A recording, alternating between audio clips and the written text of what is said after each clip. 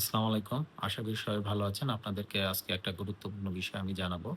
সেটা হলো ধরেন আপনি কোনো সরকারি প্রতিষ্ঠানে কর্মরত আছেন এবং সেই প্রতিষ্ঠানে প্রতি বছর লভ্যাংশের একটা নির্দিষ্ট পরিমাণে অংশ তার এমপ্লয়িদেরকে দিয়ে থাকেন।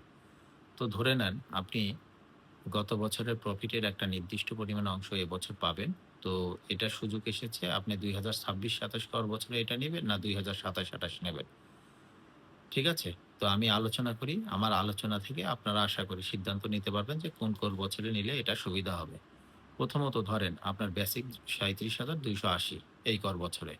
অর্থাৎ আপনি ১২ টা বেসিক পেয়েছেন, ২ টো ফেস্টিভ্যাল বোনাস পেয়েছেন এবং ধরেন ৩ টা ইনসেন্টিভ আপনি গ্রহণ করেছেন। ঠিক আছে? তাহলে টোটাল ১৭ টা হলো। আর ধরে নেন আপনি এর আগের যে আয় ছিল সেই আয়ের একটা অংশ লভ্যাংশ আপনি এই কর বছরে গ্রহণ করেছেন। সেটা তখন বেসিক ছিল ৳৩৫,৫০০। ধরেন সেটাও ৩ টা গ্রহণ করেছেন। তাহলে আপনার টোটাল যে ট্যাক্সেবল ইনকাম এই বছরে সেটা আমি খাতায় লিখেছি। আমি সেটা আসছে হচ্ছে আপনাদের টোটাল ৳৭,৪০,২৬০ ঠিক আছে? তো আপনার ৳৭,৪০,২৬০ এসেছে। যেহেতু এই কর বছরে অর্থাৎ ২৬-২৭ এ যে নিয়মটা হয়েছে যে ১ম স্বাভাবিক ব্যক্তি করদাতার জন্য ধরেন পুরুষের জন্য ৳৩,৭৫,০০০ পর্যন্ত ফ্রি। পরের ৩,০০,০০০ হচ্ছে আপনার 10%, তারপরের ৪,০০,০০০ 15%, পরের ৫,০০,০০০ 20%, তারপরের ২০,০০,০০০ 25 এবং তারপরেরটা হলো 30%। তো অতদূর না যাই, যেহেতু টাকা আসছে এখানে ৭,০০,০০০ কত? ৭,৪০,০০০ ৭,৪০,২৬০ অর্থাৎ আপনার এটা দুটো স্ল্যাব কাভার করবে। তাইলে ১ম ৩,০০,০০০ ৭,০০,০০০ চ এ ৪০,২৬০ থেকে যদি ৩,৭৫ আমরা বাদ দিই, তাহলে আপনার থাকতেছে হলো ৩,৬৫,২৬০ অর্থাৎ ১ম ৩,০০,০০০ আপনার 10% এ পড়ছে ৩০,০০০। পরবর্তীতে যে ৬৫,২৬০ থাকতেছে সেটা আপনার 15% এ পড়ছে ৳৯,৭৮৯ অর্থাৎ আপনার ট্যাক্সেবল ইনকাম আসলো তাহলে আ ৳৩৯,৭৮৯। আর এটা যদি আগামী কর বছরে এই সুবিধাটা নিতেন, আগামী কর বছর বলতে আমি ২০২৭-২৮ কে বোঝাতে চাচ্ছি যে, তখন আপনি যদি এই সুবিধাটা নিতেন কি হতো? আপনি খেয়াল করে দেখেন, তখন যদি আপনি এটা নিতেন, কারণ বর্তমানে আপনার বেসিক হলো ৩৭,২৮০। আপনারা জেনে খুশি হবেন যে সরকার ইতিমধ্যে একটা আ সিদ্ধান্ত নিয়েছে সরকারি কর্মকর্তা-কর্মচারীদের বেতন বাড়ানোর জন্য। ঠিক আছে? এটা বিভিন্ন পত্র-পত্রিকা মিডিয়াতে যেহেতু আসছে হয়তো এটা হয়ে যাবে। এটা যদি হয়ে যায় তাহলে আপনি অবশ্যই এই কর বছরে আপনাকে এই ৩ টা ইনসেন্টিভ এর সুবিধা নিতে হবে। কেন নিতে হবে আমি বোঝাচ্ছি।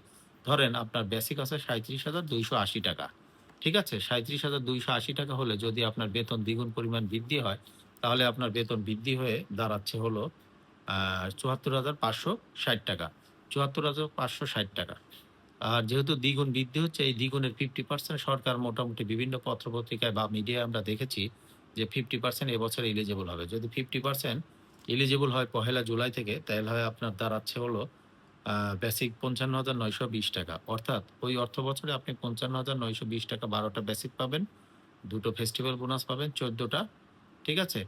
যার পরিমাণ দাঁড়াচ্ছে আপনার ৬,৭১,০০০ ৪০ প্লাস ১,১১,৮৪০ আর ইনসেন্টিভ যদি আপনি এবছর না নিয়ে ওই বছর নেন, তাহলে সেটা দাঁড়াচ্ছে ৩৭,২৮০ ইন্টু ৩ ১,১১,৮৪০ অর্থাৎ টোটাল আপনার ট্যাক্সেবল ইনকাম আসতেছে ৮,৯৪,৭২০ অর্থাৎ ২০২৬-২৭ কর বছরের চেয়ে আপনার কি আয়ের পরিমাণ বৃদ্ধি পেয়েছে অর্থাৎ ৳১,৫৪,৪৬০ যেহেতু এই টাকাটা বৃদ্ধি পেয়েছে, যদি ট্যাক্সের স্ল্যাবটা ২০২৬-২৭ এর মতোই থাকে তাহলে ৳১,৫৪,০০০ ৳৪৬০ আপনার আরো কি ১৫% দিতে হবে।